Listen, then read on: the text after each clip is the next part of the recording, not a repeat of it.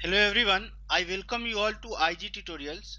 सो आज के सेशन में हम लोग देखेंगे ज्योमेट्री फॉर एसएससी पार्ट 12 के बारे में। तो इस सेशन में हम लोग देखेंगे इन सेंटर और सरकम सेंटर या सरकम रेडियस और इन रेडियस से रिलेटेड कुछ क्वेश्चन हम लोग जरूर देखेंगे यहाँ पे, क्योंकि पिछली क्लास में हम लोग केवल कॉन्सेप्ट्स ही देख पाए थे और केवल 2 ही क्वेश्चन किए थे। तो आप लोग के प्रैक्टिस के लिए कुछ क्वेश्चन यहाँ पे हम लोग डिस्कस करेंगे और देखेंगे कि कैसे ईजिली हम उस क्वेश्चंस को कैसे सॉल्व करते हैं। तो चलिए, आज के सेशन स्टार्ट करने से पहले आप लोग से एक रिक्वेस्ट है कि जो लोग भी इस वीडियो को पहली बार देख रहे हैं या जिन लोगों ने अभी तक चैनल को सब्सक्राइब नहीं किया है, कृपया चैनल को सब्सक्राइब कर ले। या जो लोग डायरेक्टली इस पार्ट 12 को देख रहे हैं उन लोग से रिक्वेस्ट है कि प्लीज़ पार्ट 1 से देखना शुरू करें, ताकि जिस वे में या जिस प्रोसेस को मैं फॉलो कर रहा हूँ, क्योंकि हर एक व्यक्ति का, हर एक इंडिविजुअल का अपना एक पर्सनल स्टाइल होता है टीचिंग का। तो यदि आप चाहते हैं कि मेरा स्टाइल आप अडॉप्ट करें तो पार्ट 1 से जरूर देखें कि क्या क्या प्रोसेस को मैं फॉलो किया हूँ, छोटी छोटी बातों को मैंने डिस्कस किया हूँ। तो प्लीज पार्ट 1 से जरूर देखें आप। चलिए, without any further adieu let's get started and will take our first question. चलिए, यहाँ पे हम लोग का पहला क्वेश्चन क्या बोला जा रहा है। पहला क्वेश्चन बोला जा रहा है कि in a triangle A B C if A is equal to 90 degree. तो कुछ राइट एंगल ट्रायंगल ही है, एंगल ए दे दिया गया है तो इसका मतलब राइट एंगल ट्रायंगल है। तो इसको हम लोग ए बी सी ऐसे ले लेते हैं। एंगल ए 90 डिग्री दिया गया है। A C is equal to 3, A B is equal to 4। Okay, then हम लोग को क्या निकालना है, आर इज टू आर। आपको बताया था कि आर जो होता है वो क्या होता है, सरकम रेडियस, और स्मॉल आर जो होता है वो क्या होता है, आपका इन रेडियस होता है। तो अब मैंने आपको सरकम रेडियस क्या होता है, इन रेडियस क्या होता है मैंने बताया था। Special case right angle triangle के लिए भी मैंने बताया था। तो जो आपका ये जो दिया गया है राइट एंगल ट्रायंगल, तो 4 और 3 है, इसका मतलब BC का लेंथ आपको कितना हो जाएगा, 5। पाइथागोरस थ्योरम लगाइए या पाइथागोरस ट्रिपलेट, अब यदि आपको याद है तो उससे 5 हो गया। तो आपको मैंने बताया था कि जो हाइपोटेन्यूस है उसका मिडिल पॉइंट जो होता है वो आपका एज ए सरकम सेंटर एक्ट करता है। तो ये BO यदि इसको 5/2 और ये भी 5/2 हो गया, इसका कहने का क्या मतलब कि आपका R का वैल्यू तो आ गया कितना, 5/2। अब आपको किसी राइट एंगल ट्रायंगल में स्मॉल r निकालने के लिए मैंने एक फॉर्मूला बताया था, P + B - h/2, जहाँ पे P perpendicular, B base, h hypotenuse था। तो चलिए सेम फार्मूला हम लोग लगाते हैं, 3 + 4 - 5/2 कितना आ जाएगा, 7 - 5, 2/2 इज इक्वल टू 1। अब आपसे पूछा क्या गया है, capital R by small r, मतलब कि 5/2/1। तो इसको अपन करेंगे तो कितना आ जाएगा, 5:2। तो इस क्वेश्चन का जो आंसर आपका आएगा वो आंसर क्या आएगा, 5:2। So option D will be our right answer. चलिए एग्जाम्पल 2 को हम लोग लेते हैं। तो देखिए एग्जाम्पल 2 में क्या बोला गया है, if O is the circumcentre of triangle ABC। चलिए हम लोग कोई ऐसे ही रैंडम कोई ट्रायंगल ABC ले लिए। तो ये ट्रायंगल आपको ABC दिया गया है, इसमें आपको बोला क्या गया है कि O कोई सरकम सेंटर है। तो चलिए इसको हम लोग करके एक सरकम सर्कल खींच लेते हैं। चलिए, कुछ अच्छा नहीं ड्रा हुआ बट हम लोग क्वेश्चन तो सॉल्व कर ही सकते हैं। ओ कोई दिया गया है, क्या दिया गया है, सरकम सेंटर है। OBC, एंगल OBC, मतलब कि यदि इसको आप ऐसे अपन करेंगे तो एंगल OBC कितना दिया गया है, ये वाला एंगल आपको 35 डिग्री दिया गया है। अब आपको पता है कि ये दोनों साइड तो सर्कल का रेडियस है, इसका मतलब ये दोनों साइड आपस में बराबर होगा। तो ये 35 डिग्री है तो ये वाला एंगल भी 35 डिग्री होगा। जैसे ही 35, 35, 70, तो जो एंगल BOC बनेगा वो कितना आएगा, 110 डिग्री का। अब आपको एक मैंने पिछली क्लास में बताया था कि सेंटर एट सरकम सर्कल क्या होता है, तो ऐसे वो भी मैंने बताया था कि हाफ हो जाएगा, सेंटर का जो एंगल है उसका हाफ होता है सरकमफ्रेंस का एंगल। ये सर्कल का एक प्रॉपर्टी है। तो एंगल BAC यदि निकालेंगे तो आप कितना आ जाएगा, 110/2, मतलब कि आपका आंसर क्या आएगा, 55 डिग्री। So option C will be our right answer. चलिए हम लोग का नेक्स्ट क्वेश्चन क्या दिया गया है उसको हम लोग देखते हैं। The radius of circumcircle of a right angle triangle. Again एक राइट एंगल ट्रायंगल आपको दिया गया है। चलिए क्या दिया गया, the radius of circumcircle of a right angle triangle is 15 centimetre. इसका मतलब मिडिल पॉइंट पे सरकम सेंटर बनेगा। तो ये 15 है, ए वाला 15 है। चलिए इसको नामकरण कर देते हैं, ABC ट्रायंगल नाम दे देते हैं। तो आपका जो AC साइड हो जाएगा वो कितना आ जाएगा, आपको 30 आ जाएगा। चलिए अब आगे क्या दिया गया, and the radius of it inscribed circle is 6 centimetre दिया गया है। जो रेडियस है इंस्क्राइब्ड सर्कल का वो कितना दिया गया है, 6 सेंटीमीटर आपको दिया गया है। तो find the sides of a triangle. अब देखिए AC मतलब कि ट्रायंगल का एक साइड तो आपको पता चल गया कि AC होगा, मतलब कि एक साइड तो 30 होगा ही होगा। तो ऑप्शन ए में भी 30 है, एक बी में भी है, सी में ऑप्शन डी गया। तो ऑप्शन डी को हम लोग कैंसिल आउट कर दिए। ऊपर से जो आर दिया गया है वो आपको क्या दिया गया है, 6 सेंटीमीटर दिया गया है। तो 6 इज इक्वल टू आपको क्या आना चाहिए, दो छोटा साइड का जो मतलब P plus B minus H by two A formula होता था। तो P और B दोनों तो H से छोटा है, तो दो छोटे साइड का योग में से मतलब कि समेशन में से यदि एक बड़े साइड को घटाएंगे उसका बाई 2 करेंगे तो 6 आना चाहिए। चलिए ऑप्शन ए पे हम लोग कॉन्सेंट्रेट करते हैं। 20 प्लस 6 16, 36 माइनस 30 बाई 2, ये 6 आ रहा है, नहीं आ रहा है, तो ऑप्शन ए भी गया। ऑप्शन बी को हम लोग देखते हैं, 18 प्लस 24 माइनस 30 बाई 2 कितना आएगा, 42 माइनस 30 बाई 2 मतलब कि 12 बाई 2 6, ये तो 6 के बराबर आ रहा है। तो इसका मतलब ऑप्शन बी हम लोग का राइट आंसर है। वैसे एक बार चेक करने के लिए आप ऑप्शन सी को भी चेक कर सकते हैं। 20 प्लस 24 44 आएगा, आपको कितना आएगा 44 माइनस 30 बाई 2, ये तो आपको 7 आएगा, ये तो 6 के बराबर नहीं आया। मतलब इस क्वेश्चन का आंसर क्या होगा, इस क्वेश्चन का आंसर होगा option B. Option B will be our right answer.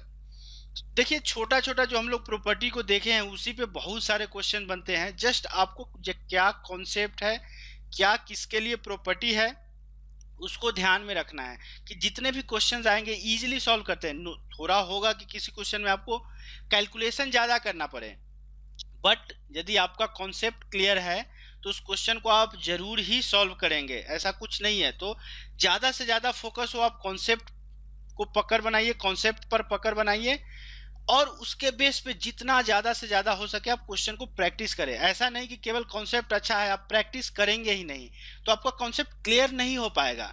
Concept तभी क्लियर होगा जब आप उस कॉन्सेप्ट पे जितना ज़्यादा से ज़्यादा हो सके आप क्वेश्चन प्रैक्टिस करेंगे। तो चलिए एग्जाम्पल 4 को हम लोग लेते हैं। तो देखिए एग्जाम्पल 4 क्या बोल रहा है, the lateral side of N isosceles triangle. Isosceles triangle मतलब समद्विबाहु त्रिभुज, मतलब कि जिसका दो भुजा आपस में बराबर होगा, उसका लेटरल साइड 15 दिया गया है, मतलब ए भी साइड 15 है, ए भी साइड 15 है, मतलब कि ये दोनों साइड आपस में बराबर दिया गया है। एंड द ऑल्टीट्यूड, ऑल्टीट्यूड आपको बताया था कि अपोजिट वर्टेक्स से जब आप परपेंडिकुलर डालते हैं, अपोजिट वर्टेक्स से जब आप अपोजिट साइड पे परपेंडिकुलर डालते हैं उसको ऑल्टीट्यूड बोलते हैं। इसका सारा डेफिनेशन मैंने पिछले क्लास में कवर, मतलब इससे पीछे वाले जब भी मैंने कवर किया था कवर कर चुका था। तो ये 8 सेंटीमीटर दिया गया है। चलिए 8 सेंटीमीटर दिया गया है। What is the radius of circumscribed circle, मतलब कि आपसे पूछा क्या गया है इसका रेडियस क्या होगा, मतलब कि जो आर का वैल्यू है, जो सर्कम सर्कल का जो रेडियस होगा उसका वैल्यू आपसे पूछा गया है। अब आपको ये चीज तो पता है कि आर निकालने के लिए यदि नॉर्मल जनरल ट्रायंगल का, राइट एंगल ट्रायंगल के लिए हाइपोटेन्यूज का हाफ होता है, बट जनरल ट्रायंगल के लिए आपके पास फॉर्मूला क्या है, ABC बाई 4 डेल्टा। अब क्या आपसे 4 दूंगा, आर बराबर क्या आपसे 4 दूंगा, मतलब ABC बाई 4 डेल्टा। डेल्टा क्या है, एरिया ऑफ ट्रायंगल है, डेल्टा क्या है, एरिया ऑफ ट्रायंगल है, ठीक है। तो ए वाला फॉर्मूला यूज करना है। अब देखिए आपको 15 दिया है, 15 दिया है, बट ए वाला साइड जो BC साइड है आपको तो पता ही नहीं है। तो मेन अब नेक्स्ट फोकस होना चाहिए हम लोगों का क्या, साइड BC का लेंथ फाइंड आउट करने के लिए।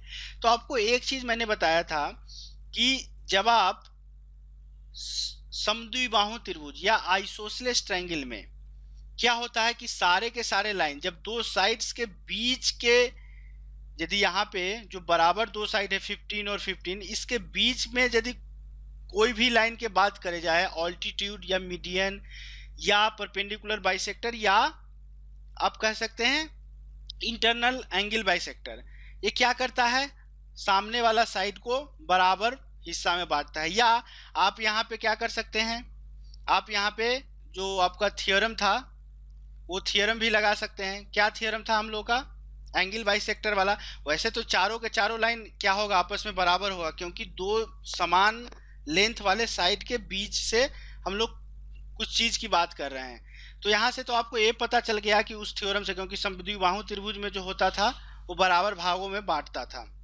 ठीक है, तो ये दोनों साइड आपस में बराबर हो जाएगा। तो चलिए इसको ओ ले लेते हैं। तो अभी अब यदि आप ओसी निकालेंगे तो ओसी का लेंथ क्या होगा, ये राइट एंगल ट्रायंगल हो गया, तो ओसी का लेंथ क्या हो जाएगा, under root 15 square 225 minus 8 square 64। यदि आप इसको घटाएंगे कितना आएगा 25, इधर कितना बच गया 39, मतलब कि 161 रूट अंडर 161 किसका लेंथ आया, आपको ओसी का। तो टोटल आपको क्या बीसी निकालना है, तो कितना हो जाएगा उसका लेंथ 2 अंडर रूट 161। अब चलिए तीनों साइड निकल गया, आर तो हम लोग अब आराम से निकाल सकते हैं। वैसे समद्विबाहु त्रिभुज के केस में सरकम रेडियस निकालने का एक और फार्मूला है, बट हर बार हर चीज स्पेशल चीज के लिए फार्मूला याद करना अच्छा नहीं है, क्योंकि आप भूल सकते हैं। तो जो मेन कॉन्सेप्ट है, रूट जो है कॉन्सेप्ट का, उसको याद रखिए।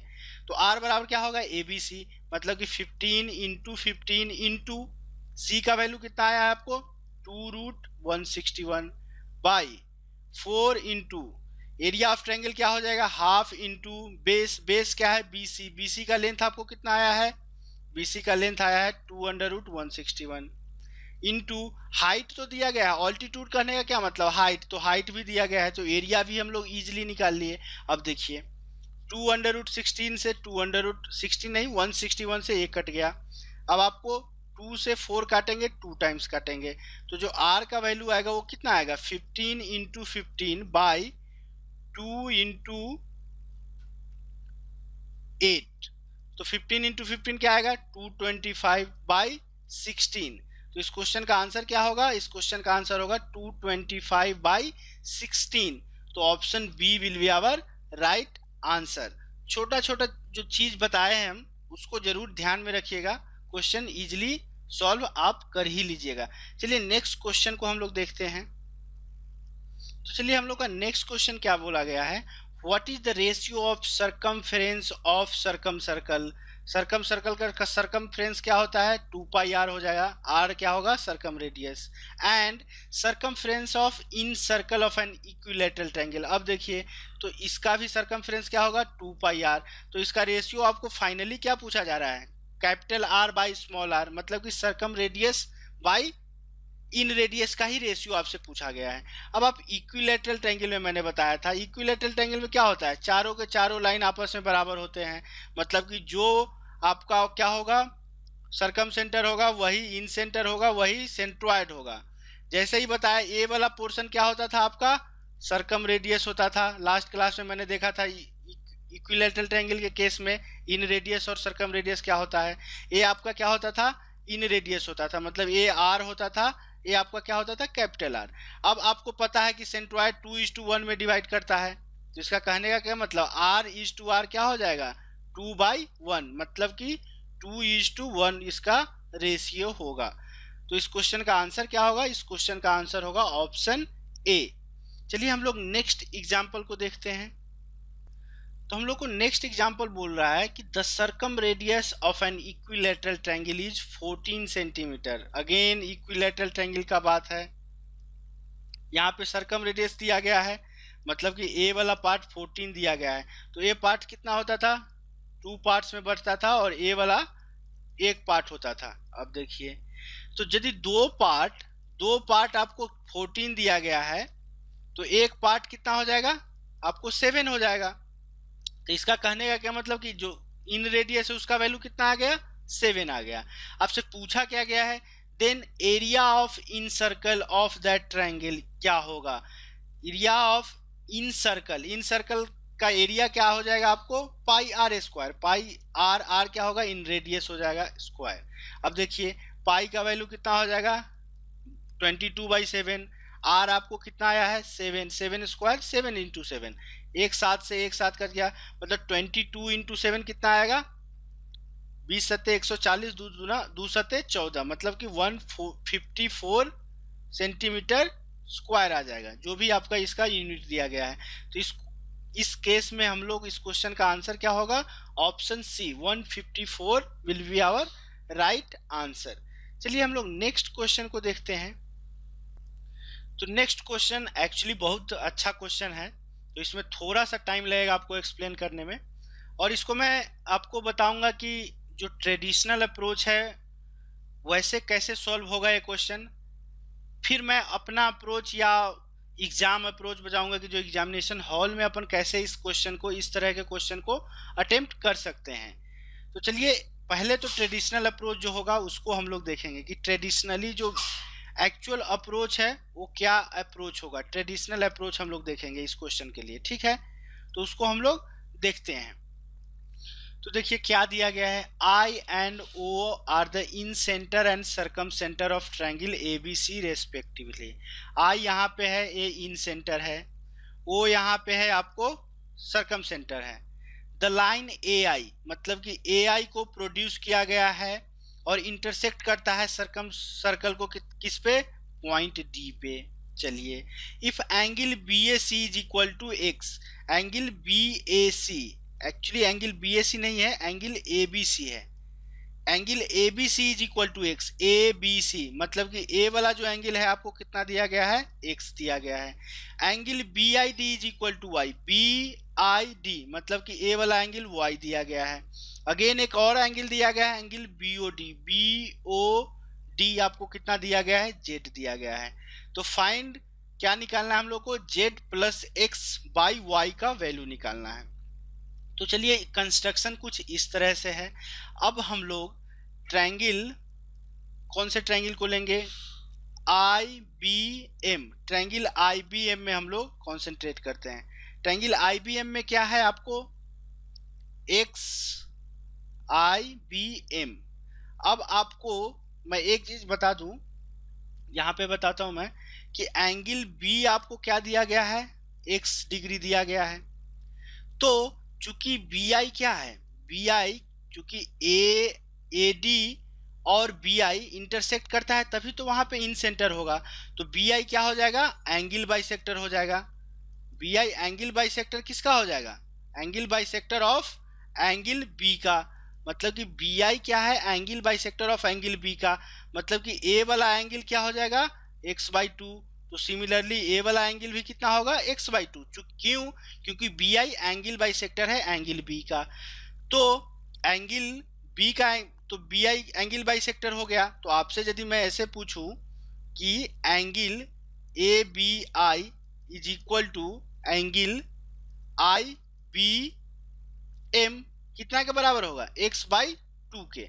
तो अब हम लोग ट्रायंगल IBM पे कॉन्सेंट्रेट करें तो क्या है, एक एंगल आपको कितना आया, x/2, दूसरा एंगल कितना आया, y, प्लस आप एंगल IMB, एंगल IMB, इस तीनों ट्रायंगल में तीनों कोण का योग कितना होगा, 180 डिग्री। तो एंगल IMB का वैल्यू कितना आ जाएगा, 180 degree minus x/2 minus y। इसको हम लोग इक्वेशन 1 ले लिए। चलिए नेक्स्ट हम लोग किस पे कंसंट्रेट करेंगे, नेक्स्ट जो हम लोग कंसंट्रेट करेंगे वो कंसंट्रेट करते हैं किस पे, ट्रायंगल ABM में, ट्रायंगल ABM में कंसंट्रेट करते हैं।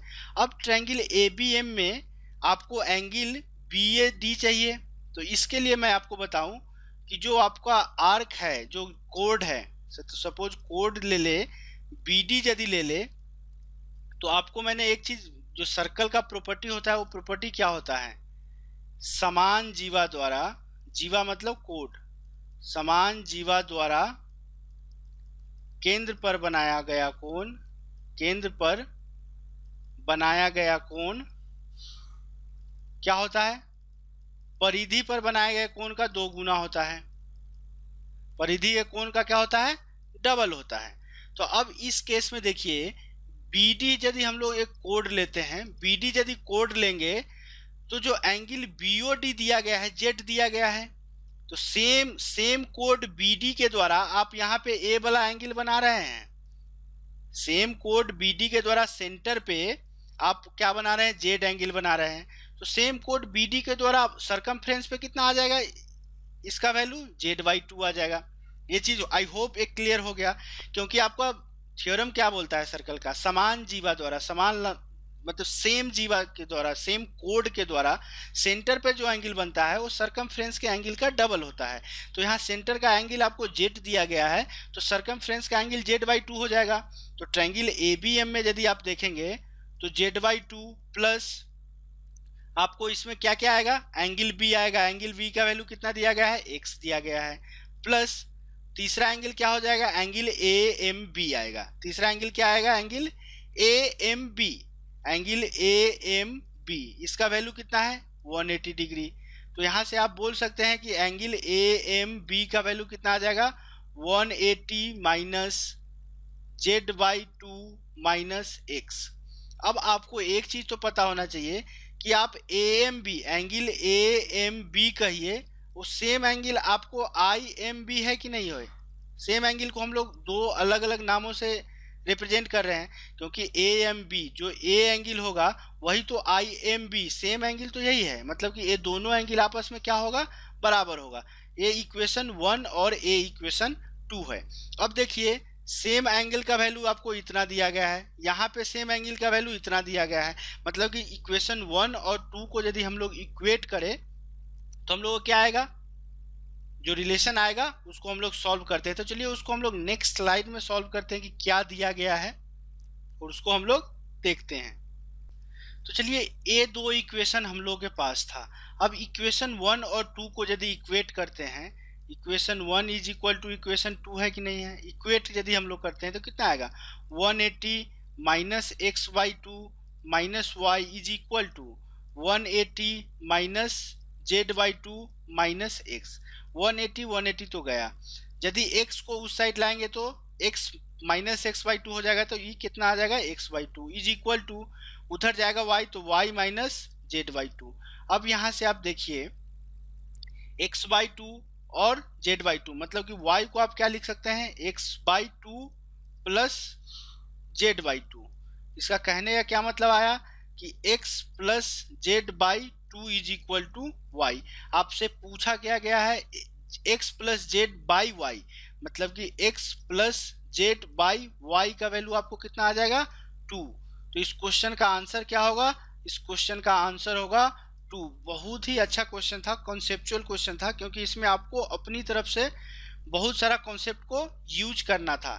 तो ये तो था ट्रेडिशनल अप्रोच, बट हम लोग इसको कैसे सॉल्व करेंगे एग्जाम में, क्योंकि ऐसा क्वेश्चन दिया गया है, बट एग्जाम हॉल में जो एग्जामिनेशन अप्रोच होना चाहिए वो कैसे करेंगे, चलिए उसको हम लोग देखते हैं। तो चलिए हम लोग का एग्जाम अप्रोच क्या होना चाहिए, देखिए अब आपको दिया क्या गया है, I and O. I and O are क्या दिया गया है, incentre and circumcentre of a triangle ABC. अब आपको पता है कि जब ट्रायंगल एबीसी को जब हम लोग इक्विलैटरल कर देते हैं तो सारा का सारा चीज एक ही पॉइंट पे लाई करता है, सारा का सारा चीज जो है एक ही पॉइंट पे आपको क्या करता है, लाई करता है। तो हम क्यों नहीं जो ट्रायंगल एबीसी दिया गया है उसको इक्विलैटरल ट्रायंगल ही क्यों नहीं मानेंगे। तो चलिए हम लोग एबीसी को इक्विलैटरल ट्रायंगल मान लिया, मतलब कि सारे के सारे साइड आपस में बराबर हो गए। तो क्या बोला जा रहा है, यहाँ से यदि आप एक मीडियन भी डालेंगे, जहाँ से यदि आप एक मीडियन भी डालेंगे, मतलब एडी एक मीडियन डाले, तो ये साइड क्या होगा, आपस में बराबर होगा। मतलब कि आपको यहीं पे आई होगा, मतलब इन सेंटर, यहीं पे सर्कम सेंटर होगा, यहीं पे सेंट्रॉयड होगा, यहीं पे आपको ऑर्थो सेंटर भी यहीं पे होगा। मतलब कि सारा का सेंटर क्या होगा, यहीं पे हो जाएगा। चलिए अब क्या बोला जा रहा है कि यदि आप इसको एक सर्कम सेंटर, यदि सर्कम रेडियस बनाएंगे तो कुछ इस तरह से सर्कम सर्कल आपको ड्रॉ करना पड़ेगा। तो चलिए मैंने इस तरह से एक सर्कम सर्कल ड्रॉ कर लिया। चलिए अब आपसे क्या है, यही पॉइंट आपका आई है, यही ओ है।